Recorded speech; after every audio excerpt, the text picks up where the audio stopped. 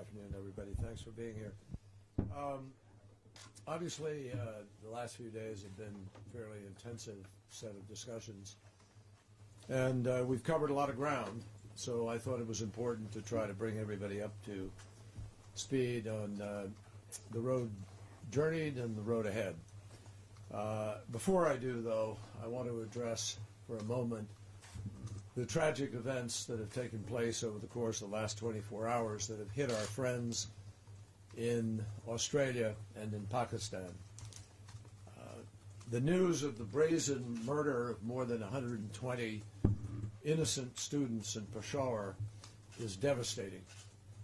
And as a father, I know exactly how hard it is when you send kids out of the house into the world, to school or anywhere, and particularly in today's world.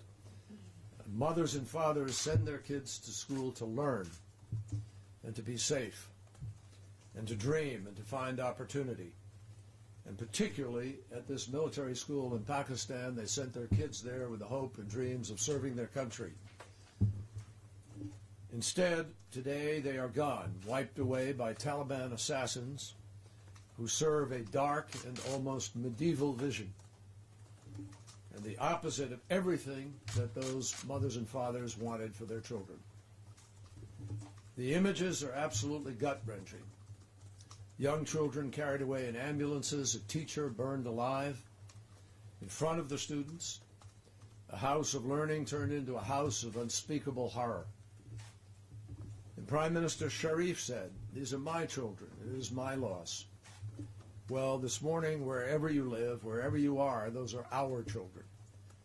And this is the world's loss. This act of terror angers and shakes all people of conscience, and we condemn it in the strongest terms possible. The perpetrators must be brought to justice, and we pledge our full support to the people of Pakistan in this difficult hour, and we will help them in any way that we possibly can. Likewise, our friends in Sydney are also especially on our minds. The United States, obviously, in recent memory has come face to face with horrific violence on our own soil. And we have seen our citizens held hostage and murdered in faraway places for the most nihilistic, devastatingly negative purposes. So we know in a very personal way what our ally Australia is going through at this very moment. And we grieve with Australia, with the families of all those terrorized, injured, and killed. And even though we're at opposite ends of the globe, the United States and Australia are united not just in an alliance, but we are deeply united by our values and our friendship and our years of cooperation together. Our countries and our people are strong, and Australian law enforcement and security forces are about as good as it gets. I spoke this morning with Foreign Minister Julie Bishop and told her that the United States stands ready to provide whatever appropriate assistance we can as Australian authorities determine the facts of the case, assist the victims, and hold accountable anyone and everyone responsible for this act of terror. The attacks in Peshawar and Sydney underscore that threats locally are also threats globally. In today's world, next door is everywhere. And that's why the United States is engaged in more places, with more partners, on more issues than ever before. And we are committed with all those allies and partners to standing up to extremism and to the extremists themselves. And make no mistake, we are just as committed to finding ways to help solve the challenges of the Middle East and of other places of extremism and of terrorist activity, because we know too well that while it's difficult work, it's also the only course that has any possibility of taking us towards stability, towards prosperity, towards a future. And so we will remain committed to this effort. Over the past few days, I've had very candid and constructive conversations with Russian Foreign Minister Lavrov, Secretary of State of the Holy See, Cardinal Parolin, with Israeli Prime Minister Netanyahu yesterday in Rome, with the EU High Representative Mogherini, and with my counterparts from Jordan, Egypt, the United Kingdom, France, and Germany. And I will do the same today, the same kinds of conversations today with Palestinian leaders who are here in London, with the Arab League Secretary General Al-Arabi and his delegation who have come on behalf of the Arab League. Now, obviously, a focus of these conversations has been our deep concern about the situation on the ground in Israel and in the West Bank, and the mounting calls from the international community to pursue diplomatic measures to try to address it. I want to be very clear. This isn't the time to detail private conversations or speculate on a UN Security Council resolution that hasn't even been tabled, no matter what pronouncements are made publicly about it. Many of us share a deep sense of urgency about this, given the constant threat of escalation and the dangers of a downward spiral of violence. But we're also very mindful that we have to carefully calibrate any steps that are taken for this difficult moment in the region. We all understand the challenges that are presented by this conflict. We all understand that there are pent-up frustrations on both sides, and they run deep. We all know the risk of escalation is constant, and it's real. And that is why it is imperative to lower the temperature and the tension so that we have an opportunity to find a path that Israelis and Palestinians both want so desperately, which is a path that leads out of the current predicament and actually provides people with an opportunity to touch, to feel, to see, and know that there really is a prospect for genuine peace. They want, everybody that I've talked to keeps talking to me, all the leaders on both sides keep talking to me about how they want a safe and secure future and obviously more hope for their people. All of the reasons that we engaged so intensely 1 year ago, a little more than that, and all the reasons that Prime Minister Netanyahu and President Abbas were willing to engage, those reasons are even more compelling today. The status quo is unsustainable for both parties and for the region. Now, no people should have to endure a barrage of rockets in the thousands, or the threat of a terrorist jumping out of a tunnel armed with a tranquilizer, drugs, and handcuffs in order to snatch them out of the night and drag them back into another place where they can hold them hostage. No one should have to endure either of those things. But the Israelis saw that firsthand during the course of the Gaza conflict. And likewise, no community should have to endure the loss of thousands of its citizens, including hundreds of women and children, as the Palestinian experienced during the same conflict due to the choices that Hamas made that led them nowhere. The ongoing unrest of the last weeks has brought new tensions to all sides. And earlier this month, 2 Israelis were stabbed as they shopped for groceries in the West Bank. 2 more were axed to death while praying. And we were all devastated and shocked by the acid attack against an Israeli family last week. Palestinians have mourned the death of a Palestinian official, Ziad Abu Ain, and they have suffered indefensible price tag attacks, so-called price tag attacks, including the recent burning of the mosque near Ramallah. The cycle of violence leads to more violence and to nowhere.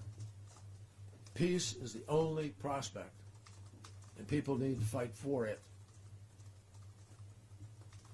Getting to a better place is obviously not easy, but the alternative is more of the violence and the suffering that no people anywhere should have to accept as the daily fare of their lives, as the price of being born Israeli or Palestinian. And we are focused, we the United States and our allies and our friends in Europe and in the Arab community are all focused on a different path.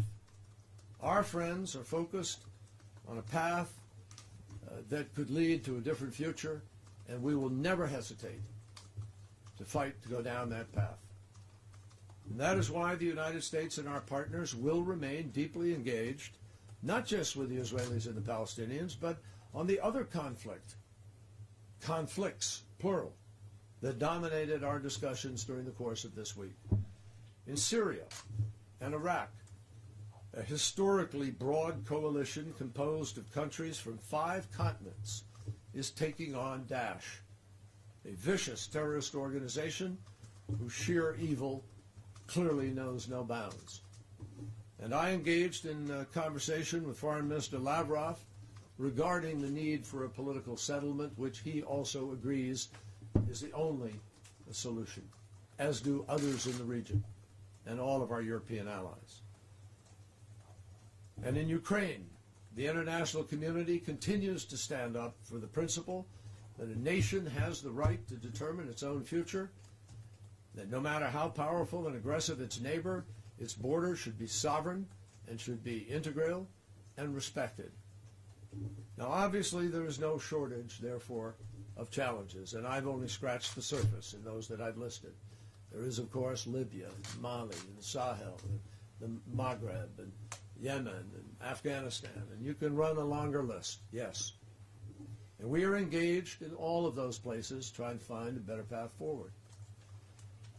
But even as we look down this difficult road that's before us and consider the complicated choices that we face, we simply cannot lose sight of the fact that that hard road leads to a better place. I'm convinced of that. The United States recognizes the deeply felt aspiration for peace shared by the vast majority of Israelis and Palestinians. And we will continue to work with our friends and partners to find a path to the goal that we all share for a more peaceful and stable region. So with that, I'd be happy to take some questions. And I don't know who's up. Yep. Our first, is it on? Oh, yes. Our first question is from Nicole Gowett of Bloomberg. Thanks for giving us this time, Mr. Secretary.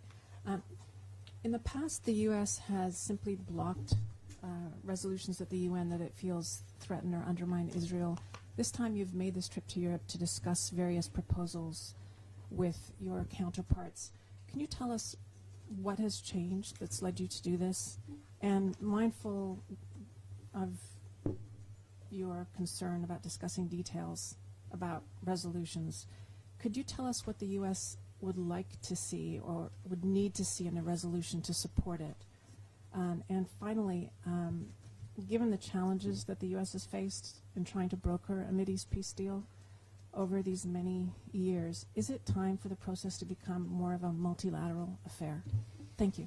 Well, let me answer the last first. It's always been a multilateral affair. There are always countries that are involved in it, but the United States clearly has a unique role to play as a result of our longtime friendship and relationship with Israel, and the role that we have played historically with respect to Camp David, Oslo, and so forth. In the end, though, this isn't up to the international community or others. This has to be decided by the parties. The parties have to want this more than anybody outside. And the parties have to make key decisions that can lead to the resolution. Now, coming back to the first part of the questions,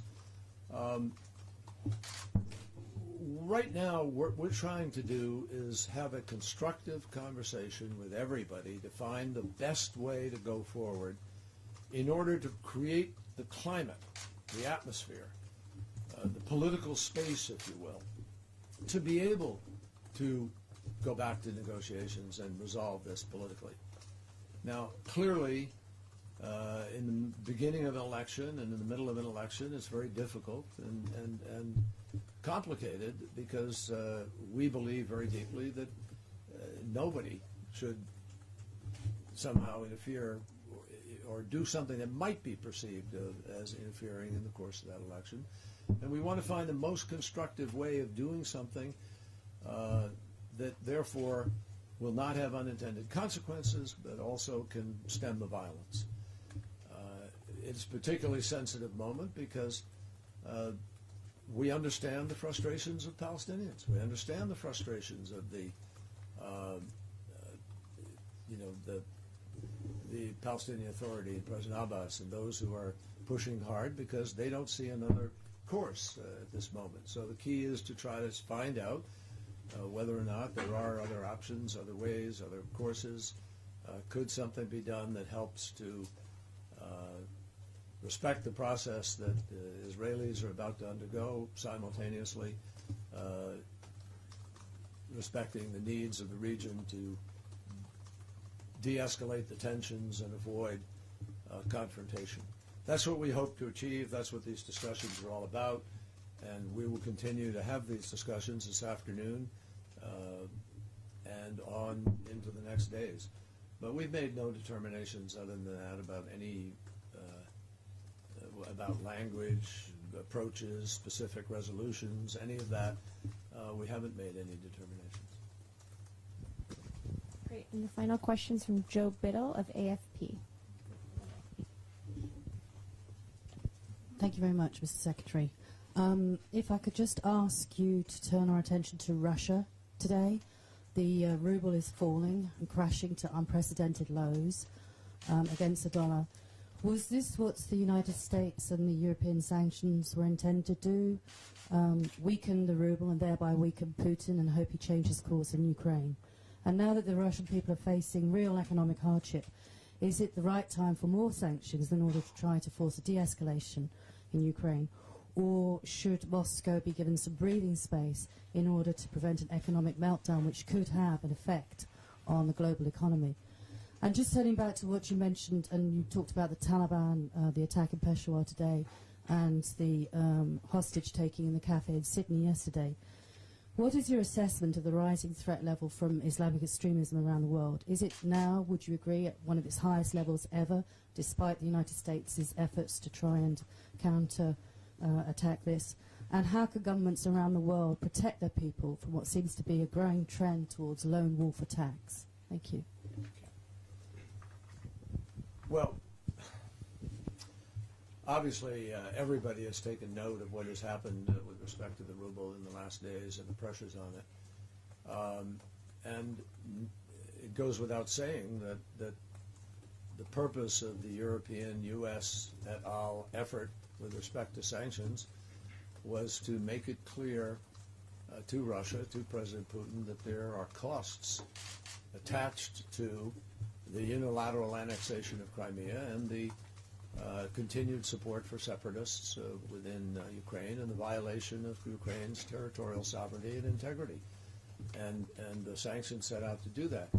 I don't think that what is happening is just related to the sanctions. I think it is much broader, more complicated than that. It has to do with other issues with respect to the Russian economy. And oil prices, obviously, have also played a significant role in this. So there are a lot of combined factors. But the sanctions were clearly intended to invite President Putin to make a different set of choices. Now, these sanctions could have been lifted months ago. These sanctions could be lifted in a matter of weeks or days, depending on the choices that President Putin takes. And we have been crystal clear, when I say we, the European community and the United States and others joined together, have been crystal clear that their sole purpose here is to restore the international norm with respect to behavior between nations, with respect for borders and respect for sovereignty and respect for the rights of people to determine their future. Not at the barrel of gun, but through the ballot box. Let me say that Russia has made constructive moves in the last days.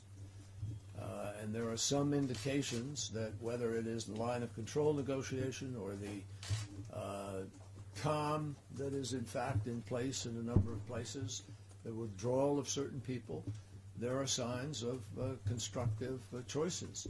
And that can only be helpful, hopefully.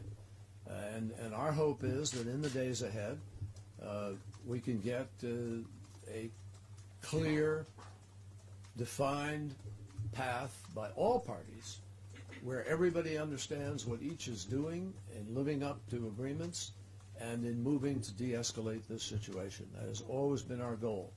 And I'm confident that as rapidly as that can happen, you will see Europe and the United States respond with respect to the sanctions that are in place today.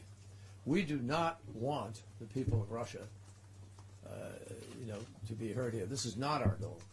None of what we are doing is targeted specifically against the people. But yes, collaterally, of course, they are caught up in the choices that their government makes, and it does have an impact. We understand that. But that's not the goal or purpose. On the fight against Islamism. Oh, on the fight against extremism, is the threat? No, I'm not going to say. The threat is what the threat is. There's always been a threat of lone wolves. From the day that those terrorists drove their airplanes into the World Trade Center and crashed in Pennsylvania and crashed into the Pentagon, we've had warnings of lone wolf activities. We've had warnings of sleeper cells. We've had warnings. And there have been many, many attempts over the course of the last years. The New York attempt for a bombing in Times Square, the Christmas bomber on an airplane, and so forth. But because of great work between our countries and terrific intelligence sharing, we were able to prevent those things from happening. But, it's always very difficult. If somebody decides they want to die, it's very hard to prevent every situation from occurring. So I'm not going to categorize where we are on the scale, but everybody knows that Daesh is busy using the internet to proselytize, to entice, to lie, to put out propaganda, to try to influence minds of people who may be influenceable. And so that does present a threat, and people, unfortunately, everywhere need to be sort of aware of their surroundings, more alert than we like to be or want to be in the context of everyday life, but that's where we are right now. But as I said last week, we are making progress in the initial stages of halting Daesh's progress in Iraq, of beginning to change their behavior, of attacking their command and control, of attacking their facilities, of denying them supplies, of beginning to cut off financing, beginning to reduce the flow of foreign fighters. And so we have to be tough and courageous and stay the course here. And I'm confident that people are prepared to do that. And I know that our friends in Pakistan and in Australia are tough and strong and prepared to stay the course. So, it's very unfortunate when this happens, but it is done precisely for the kind of effect that it gets, which is questions at a press conference and fears that are spread in various parts of the world. Thank you, everyone. Thank you all very much. Appreciate it.